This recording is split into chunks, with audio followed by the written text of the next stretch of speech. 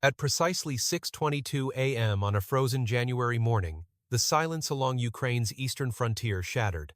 A massive joint force of Russian armored divisions and Chinese drone swarms surged across the border confident, unstoppable, certain of victory. But in less than 16 minutes, everything they believed was torn apart.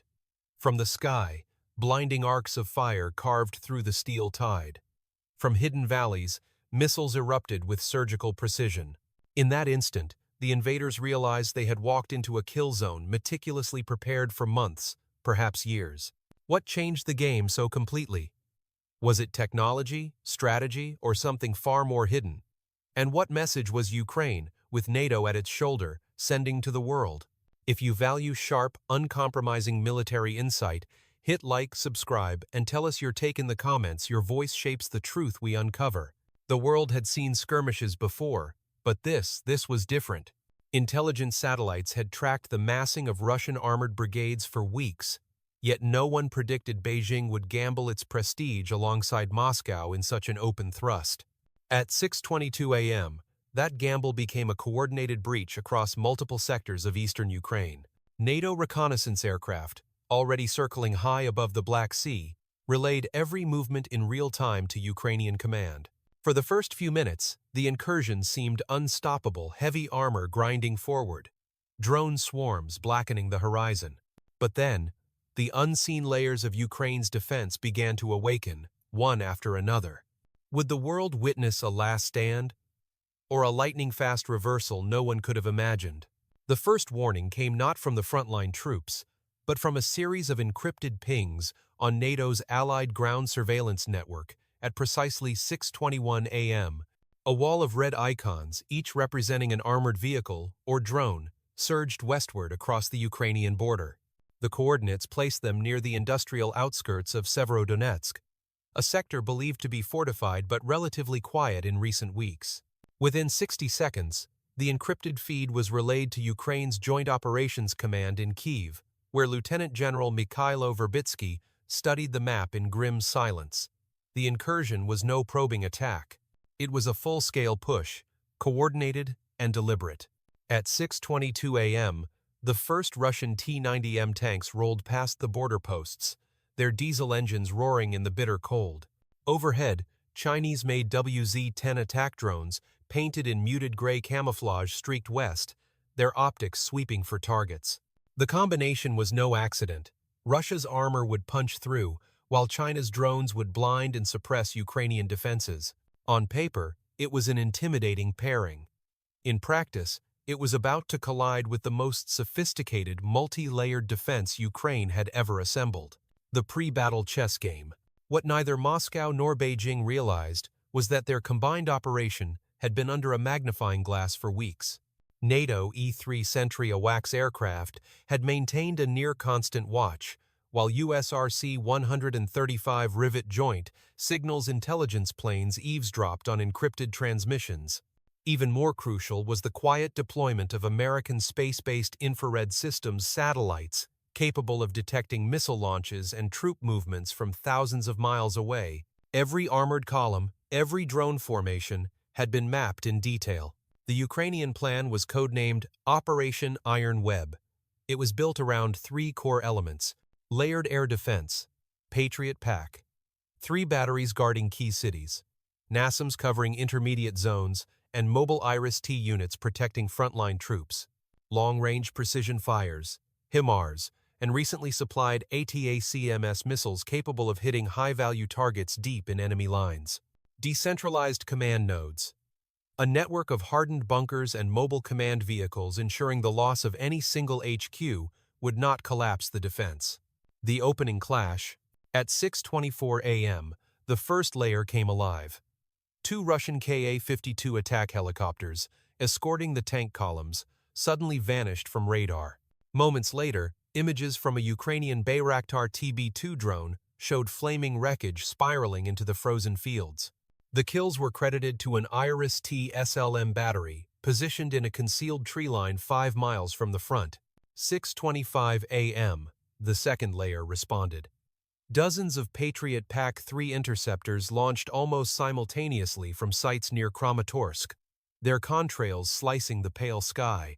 They streaked toward the incoming swarm of Chinese Ch-901 loitering munitions, detonating them in bright flashes before they could dive onto Ukrainian positions. The destruction of this first wave was critical. It prevented the drones from relaying targeting data back to Russian artillery units waiting across the border. But the real hammer had yet to fall, turning the sky into a kill zone. 6:26 a.m. Hidden deep in the Donbass countryside, a HIMARS battery rolled into firing position. Its target list had been prepared for days. Russian artillery parks, mobile command vehicles, and a forward fuel depot positioned just 15 miles behind the front. The order came through encrypted comms. Fire mission execute. In less than 2 minutes, the battery launched a full ripple of rockets, each guided by satellite to its mark. Moments later, a second salvo of ATACMS missiles followed, their longer range allowing them to strike command posts across the border in Belgorod. The effect was immediate. Russian artillery crews, expecting to rain shells onto Ukrainian positions, suddenly found their own guns obliterated in place. Command trucks erupted in fireballs, severing communication with advancing armor units. Without artillery suppression, the tank columns were exposed, and Ukraine exploited that vulnerability with ruthless efficiency. The steel trap sprang shut. At 6:28 a.m., Ukrainian anti-tank teams, armed with U.S.-supplied Javelins and British NLAW systems, began engaging the lead T-90 millisecond. They struck from concealed basements, trenches, and even drainage culverts, positions meticulously scouted in advance. Each tank kill created a bottleneck, halting the armored push and forcing vehicles to bunch together on narrow roads. 6:29 a.m., the third and most devastating blow arrived. Over the horizon, a formation of Ukrainian Su-27 and Mi-G 29 upgraded with NATO avionics, screamed into the battle space. They carried a mix of AIM-120 AMRA-AMs and AGM-88 HARM missiles, the latter designed to hunt and destroy enemy radar. In a coordinated pass, they swept away what remained of Russian forward air defenses, leaving the sky open for NATO-supplied drones to saturate the area. By 6:32 a.m., what had begun as a confident joint invasion had turned into chaos. Russian tank crews abandoned their vehicles, Chinese drone operators cut their feeds as control links were jammed, and surviving units scrambled to retreat. The 16-minute window from the first border crossing to the collapse of offensive cohesion had closed. The geopolitical shockwave. In Brussels, NATO's command center tracked the unfolding events in real time. The speed and precision of Ukraine's response stunned even seasoned generals. In Washington, analysts noted that the engagement validated years of investment in integrated defense networks and allied interoperability. For Moscow and Beijing, however, the operation's failure posed an existential question. If a carefully coordinated assault could be dismantled in minutes, what would it take to achieve any meaningful breakthrough? And for the world watching, what would this mean for the fragile balance of power in Eastern Europe? Tell me in the comments, was this a masterstroke of defense or a risky gamble that just happened to pay off? By 6:33 a.m., the battlefield in eastern Ukraine had transformed from an organized joint assault into a shattered tableau of stalled armor, burning wreckage, and scattered troops searching desperately for orders that would not come. The precision of Ukraine's layered defense had not only halted the Russian-Chinese push, it had severed the nerve centers that made coordination possible. Yet, the Ukrainian command knew the most dangerous moment was still ahead. History had taught them that a wounded adversary could be the most unpredictable. The intelligence feed from NATO AWACS showed new radar signatures forming just across the border, long-range artillery repositioning, and more concerning Chinese J-16 fighter jets scrambling from an airbase near Voronezh. If those jets penetrated Ukrainian airspace, the tempo could shift again. Rapid repositioning. At 6:34 a.m., Ukraine's decentralized command structure proved its worth. Orders were relayed not to a single central HQ, but to a network of hardened command nodes, each with authority to execute its sector's portion of Operation Iron Web. This allowed frontline units to reposition without waiting for higher approval. Mobile air defense units, still fresh after the first engagement, rolled forward to plug gaps where radar coverage had dropped. In the south, a NASAMS battery shifted its firing arc to cover a corridor NATO analysts believed would be the likely ingress route for the incoming J-16 second. In Kyiv's operations room, Lieutenant General Verbitsky made a calculated call: commit the reserve artillery now. This was a gamble. These guns were meant to be held back for a potential second wave. But intelligence suggested that Russian command was trying to stabilize the line by pushing a fresh mechanized battalion through a narrow pass near Lysychansk. Destroying that spearhead before it could deploy could end the engagement entirely. The kill corridor. At 6:36 a.m., Ukrainian counter-battery radars locked onto the coordinates of the advancing mechanized unit. The order went out, and within moments, American-supplied M777 howitzers and French Caesar self-propelled guns opened fire. The rounds were GPS-guided Excalibur shells, each capable of striking within meters of its intended target. As the lead vehicles entered the pass, the artillery fire converged, collapsing the road and trapping the convoy in place. Above, Bayraktar TB-2 drones circled at high altitude, relaying targeting data back to the artillery units while also streaming live footage to NATO headquarters. The images were devastating for Moscow. An entire battalion immobilized before it had even deployed into combat formation. The air war intensifies. At 6:37 a.m., the first Chinese J-16 second crossed into Ukrainian airspace. They were met instantly by Ukrainian Mi-29 second, armed with AIM-120 AMRAAM missiles. Thanks to a WACS guidance, the MiGs were already in optimal intercept positions. The engagement was swift. 2 J-16 second were downed before they could release their payloads, and a third broke formation, retreating eastward. But the air battle did not end there. Russian Su-35 second, operating from a forward base, attempted to flank the Ukrainian interceptors. Here, NATO's intelligence sharing proved decisive.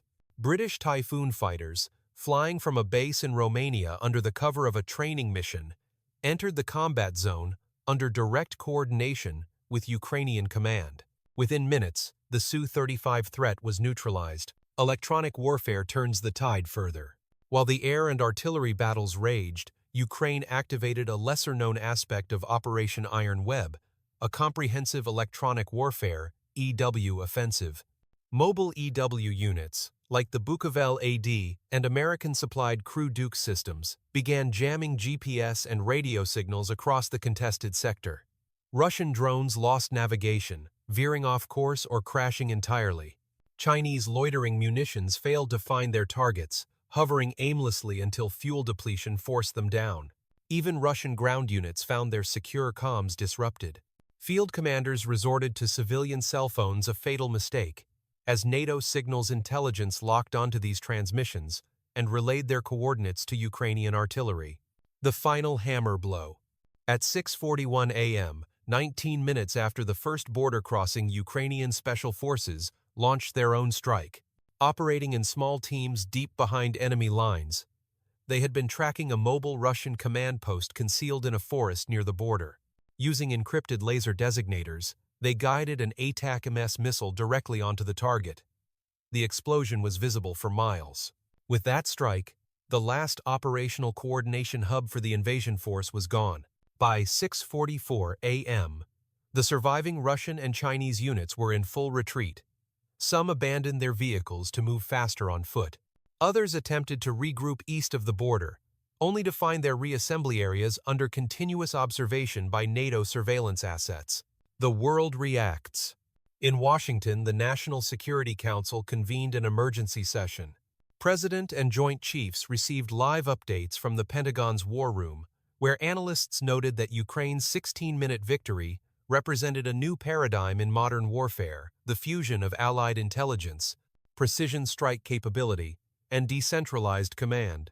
In Beijing, the Politburo reportedly entered a closed-door crisis meeting, assessing the political fallout of a failed joint operation that had been intended as a show of power. In Moscow, the Kremlin's propaganda machine scrambled to control the narrative. State television claimed that the incursion had been a reconnaissance in force, and that withdrawal was pre-planned. But intercepted communications told a different story, one of shock. confusion and unexpected defeat. A question to the world. 16 minutes. That was all it took for the largest joint incursion in Eastern Europe since the Cold War to collapse. Was it purely the brilliance of Ukrainian strategy, the unmatched integration with NATO, or a sign that conventional massed assaults have no place in the age of precision warfare? What do you think? Was this a decisive turning point in 21st century combat doctrine, or simply the perfect storm of preparation meeting enemy miscalculation? Let us know in the comments. For most commanders, the events up to 6:44 a.m. would have signaled the end of the battle, a clean, decisive victory. But as the Ukrainian and NATO liaison teams exchanged quiet congratulations over secure comms, an unusual ripple appeared on the satellite feed. A heat signature massive, irregular, and moving fast was detected rising from a disused airfield in western Russia. At 6:45 a.m., the realization struck. This was no retreat. It was the activation of a weapon system no one outside classified briefings had ever seen in operation. The Shadow Lance emerges. Codenamed Shadow Lance by NATO analysts, this was a joint Russian-Chinese experimental platform, a modified Ilyushin Il-76 heavy transport aircraft carrying a hypersonic glide vehicle under its fuselage. Its purpose? To deliver a precision strike at speeds exceeding Mach 8, capable of bypassing most traditional missile defense systems. The target?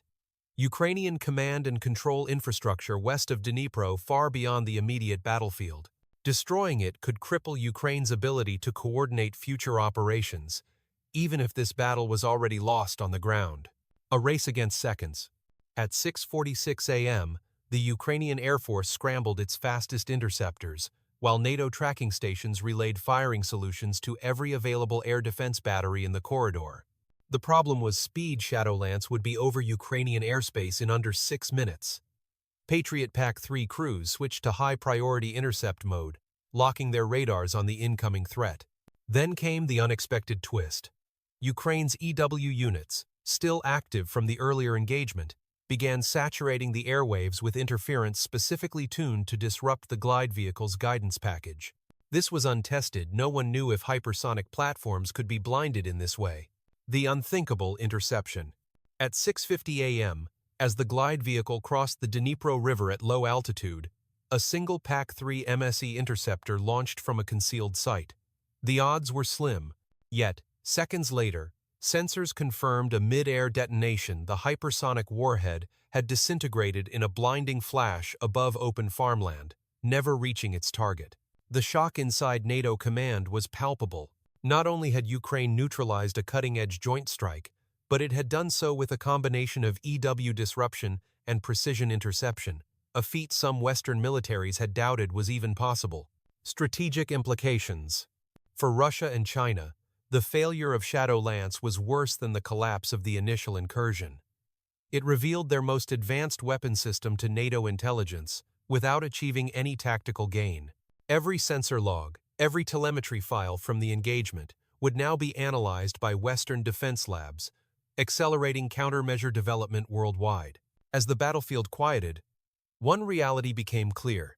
The war had just entered a new, more dangerous phase. This was no longer about territory, it was about technology supremacy. And both sides now knew that the other could strike at the very edge of what modern science allowed. Was the interception a sign that NATO-led defense could defeat even the most advanced hypersonic weapons? Or had Ukraine and its allies simply been lucky this time? The 16-minute annihilation of a joint Russian-Chinese incursion, followed by the interception of the Shadow Lance hypersonic system, will be studied in war colleges for decades. Militarily, the engagement was a textbook example of integrated, multi-domain defense, the seamless fusion of air defense, electronic warfare, precision fires, and allied intelligence. Strategically, it was a declaration that Ukraine, backed by NATO, could not only withstand a coordinated assault from two major powers but dismantle it in real time. Operational takeaways. Decentralized command control works. Ukraine's hardened, mobile command nodes ensured uninterrupted coordination despite attempted strikes on HQ facilities. Layered defense is non-negotiable. The combination of Patriot PAC-3 second, NASAMS, IRIS-T, and HIMARS, allowed Ukraine to control the airspace and choke points simultaneously. Electronic warfare is a force multiplier. The disruption of Russian and Chinese communications, followed by the unprecedented blinding of a hypersonic glide vehicle, shifted the balance decisively. Geopolitical consequences. For NATO, the victory validated years of investment in interoperability and rapid data sharing. For Washington, it was a living demonstration that forward-deployed intelligence assets and real-time liaison teams could transform a regional ally into a near-peer defensive force. In Moscow, the failed offensive compounded domestic political pressure. For Beijing, the humiliation of losing both conventional and next-generation assets in a single morning weakened its argument for technological supremacy. The loss of the Shadowlance prototype not only hurt operational credibility, but also provided NATO with a treasure trove of classified performance data. Future risks. Yet, the victory carries inherent dangers. Both Russia and China will now accelerate the evolution of their strike capabilities, pushing the arms race into more dangerous territory, likely including stealthier hypersonic designs, AI-guided drone swarms, and advanced cyber warfare campaigns. Ukraine and NATO must anticipate that the next confrontation will be less overt, more dispersed, and possibly aimed at soft targets deep in civilian infrastructure. Final strategic assessment. The message to the world is unambiguous. The age of slow-moving wars of attrition is over. In its place stands the era of rapid, decisive, technology-driven conflict, where a single hour can determine the fate of an entire campaign. The deterrent value of this Ukrainian victory lies not just in the tactical brilliance displayed, but in its public proof that even the most advanced weapons can be countered if allies prepare, integrate, and act as one. When the sun finally broke through the winter haze that January morning, the battlefield told a story unlike any in recent memory. 16 minutes had redefined what was possible in modern warfare. An armored juggernaut supported by the combined technological muscle of Russia and China had crossed the Ukrainian border with confidence and left in fragments, retreating under the watchful eyes of NATO satellites. This was more than a tactical victory. It was a reaffirmation of the principle that preparedness, precision, and partnership can overcome brute force. Ukraine did not win this engagement alone. It did so with an invisible network of allies, each contributing intelligence, technology, and training that allowed a smaller defender to match, and even surpass, the capabilities of two major powers. But behind the triumph lies a sobering truth. Such victories come at a cost. The expenditure of ATACMS missiles, Patriot interceptors, and endless drone sorties carries a price tag measured in billions. The strain on logistics and the constant vigilance required to maintain this level of readiness will weigh heavily on Ukraine and its partners. The geopolitical lesson. This battle sends a message that resonates far beyond Eastern Europe. To aggressors, it warns that even a carefully engineered, high-speed assault can be unraveled if the defender is ready, networked, and relentless. To defenders worldwide, it proves that small nations, when backed by alliances and integrated defense systems, can deter and defeat adversaries many times their size. It also reminds us that warfare in the 21st century is no longer just about who has the most tanks, planes, or missiles. It is about information dominance, multi-domain integration, and decision speed. The side that can sense, decide, and strike fastest without losing cohesion will shape the battlefield. The human element. Beyond the maps, radar feeds, and satellite imagery, there were people, Ukrainian soldiers holding their positions in frozen trenches, air defense crews scanning the skies for the faint trace of incoming threats, NATO analysts working around the clock to feed critical data into the fight. Their collective willpower turned advanced systems into decisive tools. Without their discipline, no technology would have mattered. Final reflection. Strength deters chaos. This is the lasting truth. In a world where new weapons appear overnight and borders can be violated in minutes, peace does not survive on hope alone. It demands readiness. It demands allies. And it demands the courage to act before it is too late. The 16-minute defense of Ukraine will be remembered as a turning point not because of the firepower unleashed, but because it proved that in the face of overwhelming force, unity and preparation can write a different ending. Your perspective matters. Was this a glimpse of the future battlefield or an exception born of perfect conditions? Share your thoughts below. Subscribe and stay engaged. History is being written in real time, and the next chapter may unfold faster than any of us expect. Together, we must pay attention because in the fight for stability, awareness is our first line of defense.